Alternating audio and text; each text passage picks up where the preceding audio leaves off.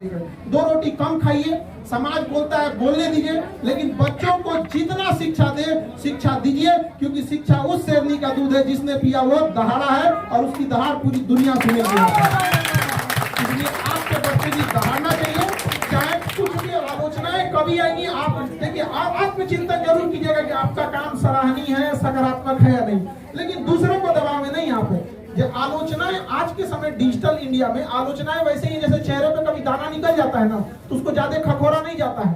धीरे धीरे एक महीना बाद दाना आप लोग जवाब देने में पड़िएगा। कोई देखिए, गधों की रेस में दौड़ने का सबसे बड़ा घाटा ये है कि जीत भी जाइएगा तो गधा नहीं। सब लोगों को तहे दिल से नमस्कार प्रणाम। आप सब लोग को मेरी ढेर सारी शुभकामनाएं। ऐसे आगे जाके समाज को ऐसे बदलते रहिए।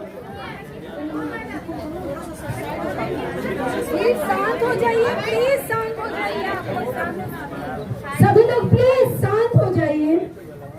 आप जितने लोगों को ये जिम्मेदारियां दी गई हैं, चाहे जो भी अपने अपने अध्यक्ष अपने अपने जिले का अध्यक्ष की ओर से आए हैं, आप लोग को एक चीज समझना पड़ेगा कि जितने लोगों को जिम्मेदारी दी जाती है, तो जिम्मेदारी के साथ साथ बहुत सारी चीजों का आपको एक तरह से सेक्रीफाई करना पड़ता है। एक लीडर को ना मतलब सबसे ज्यादा सेक्रीफाई करना पड़ता है। तो ऐसा नहीं है कि कोई बड़ा पद जिम्मेदारी दे दिया गया तो आप उस पद का लेके मतलब ऐसा हो गया, आपको उसको लेके आगे बढ़ना पड़ेगा। एक लीडर के लिए काफी रोल होता है, जहाँ सब रो सकते हैं वहाँ आपको रोना नहीं पड़ेगा, क्योंकि आप लोग एक लीडर के रोल में हैं। आप जहाँ सबको मुस्कुराना है आप नहीं मुस्कुरा सकती हैं, तो आपको एक लीडर का लीड रोल में भी आप लोग को जाना पड़ेगा। यहाँ पे दो तरह के लीडर होते हैं, एक होता है कि एक लीडर के पद पे बैठा दिया गया, और एक होता है खुद अपने दम पर जाके वो लीड करना। तो जैसे आप लोग संघर्ष करके आगे बढ़िए ना, तो आपको किसी ने लीडर पोजीशन पे नहीं दिया, बल्कि आप खुद संघर्ष करके यहाँ बनी हुई है। आज हम बहुत सारी महिला लोग का स्टोरी सुने तो एकदम मार्मिक हो गए। अच्छा, एक कॉमन समस्या थी कि समाज आपको कुछ ना कुछ बोलता है। ये सब चीजों पे कभी ध्यान मत दीजिएगा समाज के लिए। ये आपको मुसीबत में नहीं काम आएगा, बल्कि आप आगे बढ़िएगा ना तो चार पैर खींचेंगे लोग। कभी ये मत सोचिएगा कि लोग क्या सोचेंगे, लोग क्या सोचेंगे, इससे क्या फर्क पड़ता है। आप हमेशा निरंतर आत्मचिंतन जरूर कीजिएगा कि आपका काम सकारात्मक हो, समाज पर एक अच्छा प्रभाव डाल सके। आत्मचिंतन जरूर करने की जरूरत है, और अपने से सीनियर से थोड़ा बहुत सलाह लेने की जरूरत है, क्योंकि दूसरों के ठोकर से सीखना ही समझदारी कहलाती है। अपने ठोकर लग लग के सीखते जाइएगा, ये जन्म ठोकरे खाने में बीत जाएगा यहाँ पर। और कभी पीछे पलट के नहीं देखिएगा कोई क्या कहता है। हिरन को जब शेर दौड़ाता है तो हिरन भाग जाता है, लेकिन वो पलट पलट के बार बार देखते रहता है शेर किधर है, शेर किधर है। अगर सीधे दौड़ता तो उसको कभी नहीं पकड़ सकते थे। इसलिए आप लोग को एकदम निरंतरता अपने पे चीजों पे ध्यान देना है यहाँ पर। और समाज तो बोलते ही रहेगा, भगवान को तो नहीं छोड़ा समाज ने। तो हम लोग दो पैर में चलने वाले आदमी की डेगची के मसाला है। अब वैसे भी जितने बुलंदी पे जाइएगा आप लोग को लोग और बोलेंगे, क्योंकि पतंग और इंसान जितने बुलंदी पर होता है काटने वालों की संख्या बढ़ जाती है। तो अगर आपको लोग आलोचनाएं कर रहे हैं, लोग आपके पीछे पड़े हैं, इट मीन्स आप थोड़ा सा समाज से आगे हैं। वरना अगर वहीं पड़े रहते, घर में रोटी बेल रहे होते, सब्जी काट रहे होते, तो कोई आपका नहीं आलोचना करता है यहाँ पर। तो जब भी आप आगे बढ़िएगा तो कठिनाइयां आएंगी, ये आपका समझिए कॉस्ट आपको ये चुकाना पड़ेगा। और आजकल डिजिटल मीडिया का जमाना हो गया भाई, पत्रकार लोग तो बहुत आप लोग तो समझ रहे हैं चीजों को। तो डिजिटल मीडिया में क्या है ना कि चीजों को थोड़ा सा आप लोग को समझना पड़ेगा। बिना मतलब का अगर कोई आपके ऊपर लालछन लगाए, आप इस सब चीजों पे कभी ध्यान मत दीजिएगा।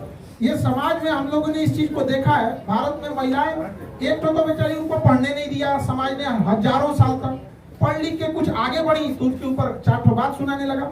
ये सब चीजों पे कभी मत, और नहीं इन लोग के जवाब देने पे पड़िएगा। कोई देखिए, गधों की रेस में दौड़ने का सबसे बड़ा घाटा ये है कि जीत भी जाइएगा तो गधा कहलाइएगा। तो हम काहे दौड़े भैया गधों की रेस में? हम नहीं दौड़ेंगे। जब रेस शेर की होगी तब दौड़ेंगे, अपनी ताकत दिखाएंगे यहाँ पे। तो बिना मतलब जो आपके लिए कुछ किया नहीं, आपके ऊपर उंगली उठाएगा, काहे लिए जवाब दोगे भैया? चिल्ला के चुप हो जाएगा।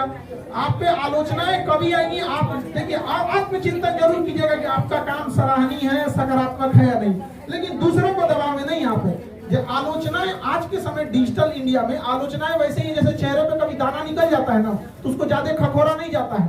धीरे धीरे एक महीना बाद दाना अपने खत्म हो जाता है, अब फिर दिखेगा तो चेहरा।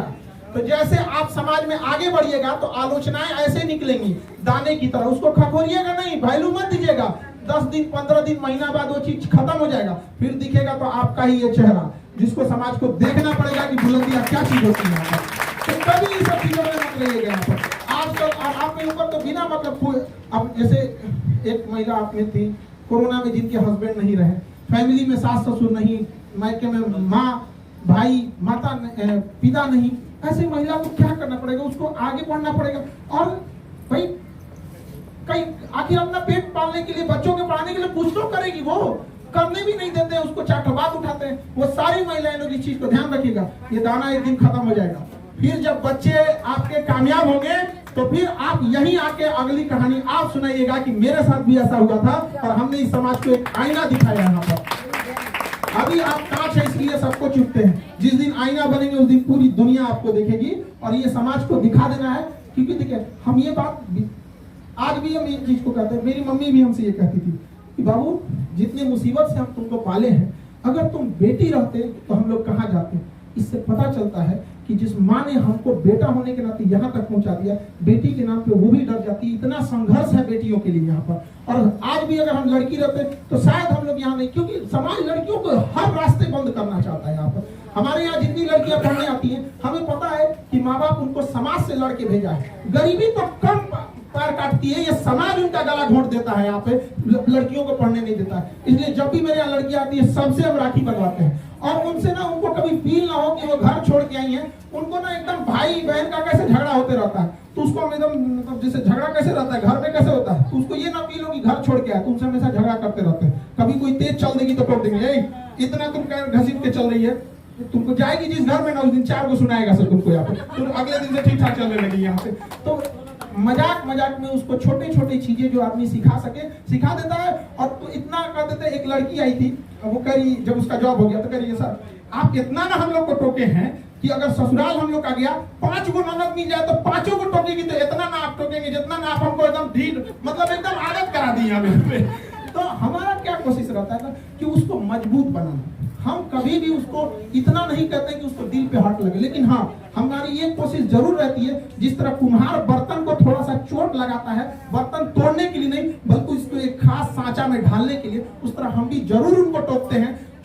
चाहे छोटी बात हो या बड़ी बात हो, कि आने वाले वक्त में वो इतनी सशक्त हो जाए कि कल को समाज उन्हें ना टोक सके। उनका भाई ही ना उनको टोक रहा है, परिवार नहीं बोलेगा तो कौन बोलेगा उनके यहाँ पर। तो आप लोग ये सब चीजों में कभी पीछे मत हटिएगा यहाँ पे। और आप लोगों को तो इतना बड़ा मंच मिला है यहाँ पर, और जैसे हमको पता चला कि भैया ये महिलाओं के लिए है, तो हमने तुरंत कह दिया कि भाई देखो सारी चीजें आगे पीछे हो जाएंगी, हाँ कर देते हैं यहाँ पर। बाद में मैडम ने बताया कि टाइम क्या है, हम कहा भाई बहनों के लिए अब टाइम क्या, अभी भाई क्या चीज हो गया यहाँ पर।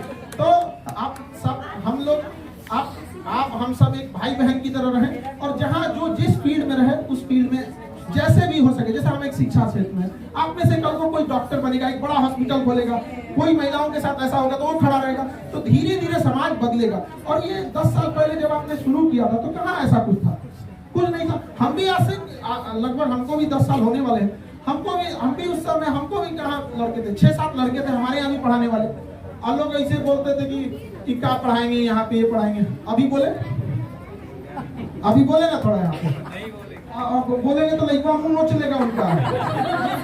पूरा हिंदुस्तान में आज कोचिंग वाले लोग को अगर जरूरत से ज्यादा फीस लेते हैं ना, तो लड़के घुस के बोलते हैं कि खान सर जब इतना कम फीस लेते हैं तो आप कौन वाली स्पेशल है कि इतना ज्यादा फीस ले लेते हैं। सबका फीस मतलब एक लूट जो मची हुई थी ना, उसको हम लोगों ने क्या कर दिया, रोक लगा दिया। तो आप में से भी कोई महिला निकलेगी, हो सके तो आप लोग की अपनी बेटियां जब ऐसे समाज में आगे जाए, तो इससे बड़ा सौभाग्य की बात क्या रहेगी इस संस्था के लिए, जो इन्हीं के मेंबर लोगों ने ऐसा समाज को बदला। तो हमारी भी बहुत सारी शुभकामनाएं आपके साथ। और बीना मैम आपको भी इतना बड़ा बेहतरीन संगठन खड़ा किया, महिलाओं को एक आवाज दिया। आज महिलाएं ऐसा है जो आप लोग के इस मंच के द्वारा, ताकि महिलाओं को आज अकेला फील नहीं करती। और बहुत सारा ऐसा होता है कि महिलाएं के लिए बताती हैं वो कंफर्टेबल फील करती है, जैसे पुरुष के प्रति ज्यादा कंफर्टेबल फील करता है। तो वैसे महिलाओं को उनकी घरेलू अच्छा वो क्या है कि वो इतना ना सताई गई रहती है ना कि उनको जल्दी किसी पे बिलीव नहीं हो पाता, और उनके मन में डर रहता है कि यार ये मेरा सोल्यूशन करेगा या मजाक बनाएगा। एटलीस्ट यहाँ पे तो उनको ये नहीं लगता है ना कि मतलब मेरा मजाक बनाया जाएगा। उनके लिए जितना हो सकता है वो आगे किया जाएगा। और हमारा समाज है, 2 पुरुषों की लड़ाई में महिलाओं को गाली सुनना पड़ता है। अब क्या कहिएगा, यहाँ पे बदलेगा ये समाज धीरे धीरे। यहाँ पर तो धीरे धीरे बदलेगा। यहाँ पे कभी ना कभी तो होगा।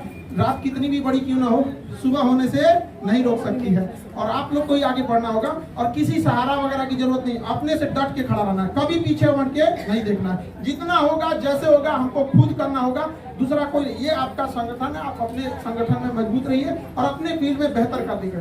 2 रोटी कम खाइए, समाज बोलता है बोलने दीजिए, लेकिन बच्चों को जितना शिक्षा दे शिक्षा दीजिए, क्योंकि शिक्षा उस शेरनी का दूध है जिसने पिया वो दहाड़ा है और उसकी दहाड़ पूरी दुनिया सुनेगी। इसलिए आपके बच्चे की दहाड़ना चाहिए, चाहे कुछ भी हो जाए। बच्चों को पढ़ाने से हम लोग भी पहले एक समय था, मेरी मम्मी में एक समझदारी ये सबसे अच्छी लगी, उन्होंने रिश्तेदारों में बताया ही नहीं कि मेरा बेटा पढ़ रहा है, क्योंकि रिश्तेदारों को प्रॉब्लम इस बात से नहीं कि आप प्रॉब्लम में है, उनको ज्यादा प्रॉब्लम इससे है कि अपने लड़का को पढ़ाना छोड़िए और कोनो काम सिखाइए। तो हम लोग शुरुआत में वेल्डिंग आदमी मार लेता था, तो वेल्डिंग करता वो जहाँ था, कभी जेसीबी सीखने के लिए गया आदमी यहाँ पे, मम्मी से कोई पूछता था तो हम बचे टाइम में पढ़ते भी थे और होम ट्यूशन वगैरह पढ़ा भी देते थे। तो मम्मी यही कहती थी कि वेल्डिंग मारता है, सीख के चल जाएगा सऊदी। अब हमारी मम्मी सिवान की, अच्छा सिवान छपरा गोपालगंज, यहाँ विदेश जाने का बड़ा कल्चर है। आप में से जो सिवान छपरा गोपालगंज के एरिया के होंगे लोग ना, तो वहाँ पे एकदम जबरदस्त है, matric pass, inter pass, passport, हाँ हर 2-3 घर के बाद आपको मिलेगा। तो उन्होंने कह दिया कि इसको भी वहीं भेजेंगे। अब मम्मी से पूछे ऐसा क्यों, तो कहे कि देखो अगर लोग जान जाएंगे ना तो 4 को बात सुनाने लगेंगे, और हकीकत भी है। मेरे जेब में जरा सी सुराख क्या हुई, सिक्कों से ज्यादा तो मेरे रिश्तेदार गिर गए। तो होता है, ये लोग आते रहेंगे, इन लोग को घबराना नहीं है, और आप लोग देश के लिए आगे बढ़िए। आपकी बुलंदी इतनी होनी चाहिए कि उस पर पूरा देश गर्व महसूस करे, परिवार समाज की बंधनों तोड़कर आपकी बुलंदी इस लेवल पे जाए जहाँ पे पूरा देश को गर्व महसूस हो। हमारी शुभकामनाएं इस संस्था के साथ, और आप लोग भी अपने बच्चों को जितना पढ़ाना चाहिए पढ़ाइए। शिक्षा के माध्यम से जो हो सकेगा हमारे लिए, हम उसका मैक्सिमम हम अपना योगदान देंगे शिक्षा के क्षेत्र में। और मैडम आपको अगेन धन्यवाद मैम, और आपको आपकी पूरी संस्था को ढेर सारी शुभकामनाएं। आप लोग जितना मेहनत कर रही है बहुत है, समाज को एक नया मतलब महिलाओं को एक मंच देने के लिए ढेर सारी शुभकामनाएं इस संस्था को। आपने उनको पढ़ाया।